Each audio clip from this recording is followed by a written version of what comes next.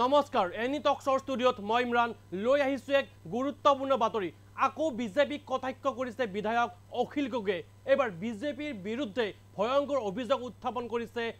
অখিল গগৈ কি অভিযোগ উত্থাপন কৰিছে অখিল গগৈ লৈ আহিছো সবিশেষ বিধায়ক অখিল গগৈৰ বিশেষ মন্তব্য মুছলমানক নিষেধ কৰিব বিচাৰিছে বিজেপিয়ে অসমৰ এখনো জিলাত এজনো মুছলমান ডিসি নাই এজনো মুছলমান এসপি নাই ৰাজ্যৰ এখনো জিলাত কোনো ওসি মুছলমান নাই এখনো জিলাত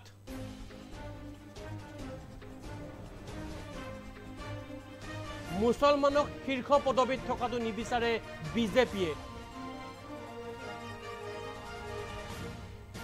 মুছলমানক আতৰ কৰোৱাটোৱে হৈছে বিজেপি চৰকাৰৰ নিয়ম হিন্দু মুছলিম বিভাজন কৰিছে বিজেপিয়ে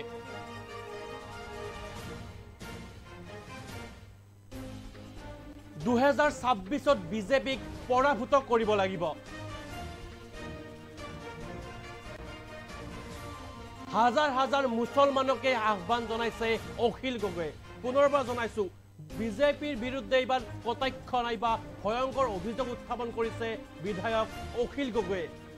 কোনো এখন জিলাত এজন মুছলমান এসপি নাই বুলি মন্তব্য কৰিছে নাইবা কোনো এখন জিলাত এগৰাকী ভাল আৰক্ষী নাইবা শীৰ্ষ পদবীৰ কোনো ব্যক্তি নাই বুলি জনাইছে এক ভয়ংকৰ মন্তব্য কৰিছে অখিল গগৈ কি মন্তব্য কৰিছে বিধায়ক অখিল গগৈ জনাবলৈ চেষ্টা কৰিছে মন্তব্য আপোনালোকৰ আগত আগবঢ়াইছো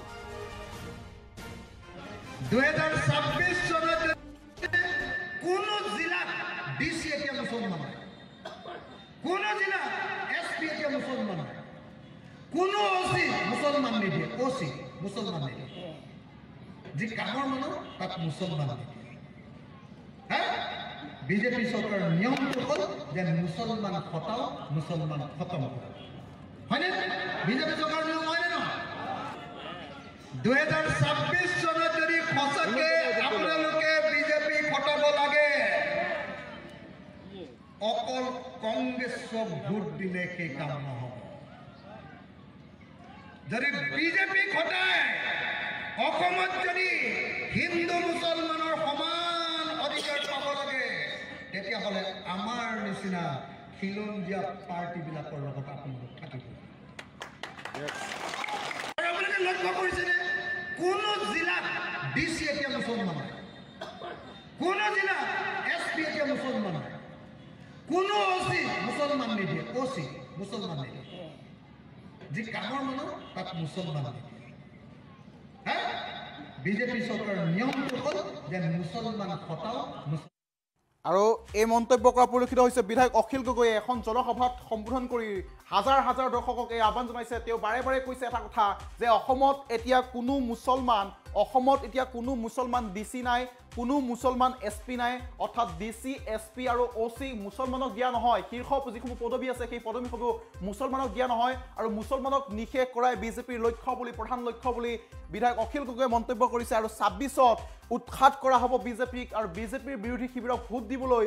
অখিল গগৈয়ে আহ্বান জনাইছে এখন জনসভাত হাজাৰ হাজাৰ মুছলমানক এই আহ্বান অখিল গগৈৰ বিধায়ক অখিল গগৈয়ে ধুবুৰীৰ বীৰ সিং জৰুৱা সমষ্টিত ৰাইজৰ দলৰ গণসমাৱেশত এই মন্তব্য কৰা পৰিলক্ষিত হৈছে আৰু বাৰে বাৰে এটা কথাই কৈছে যে অসমত এতিয়া কোনো মুছলমান ডিসি নাই কোনো এসপি ডিসি নাই কোনো ওসি এতিয়া মুছলমান নাই কাৰণ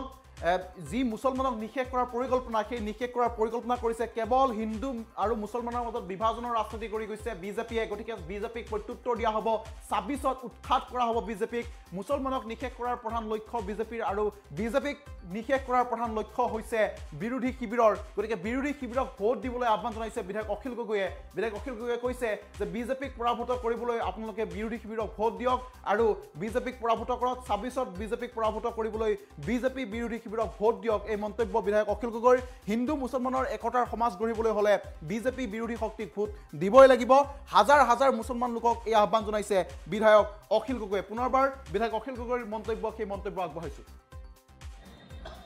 কোনো জিলা এসপি এতিয়া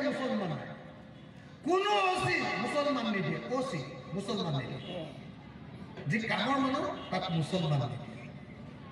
হা বিজেপি চৰকাৰৰ নিয়মটো হ'ল যে মুছলমান খটাও মুছলমান খতম কৰা হয়নে বিজেপি চৰকাৰৰ নিয়ম হয়নে নহয় 2026 চনত যদি সঁচাকে আপোনালোকে বিজেপি খটাব লাগে অকল কংগ্ৰেছক ভোট দিলে সেই কাম নহ'ব যদি বিজেপি খটায় অসমত যদি হিন্দু মুছলমানৰ সমান অধিকাৰ পাব লাগে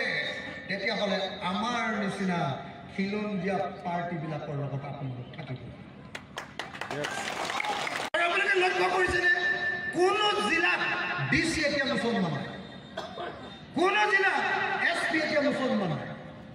কোনো অচি মুছলমান নিদিয়ে অচি মুছলমান নিদিয়ে যি কামৰ মানুহ তাত মুছলমান নিদিয়ে হা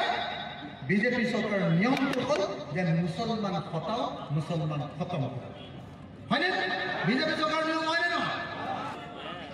2026 চনত যদি সঁচাকে আপোনালোকে বিজেপি খটাব লাগে অকল কংগ্ৰেছক ভোট দিলে সেই কাম নহ'ব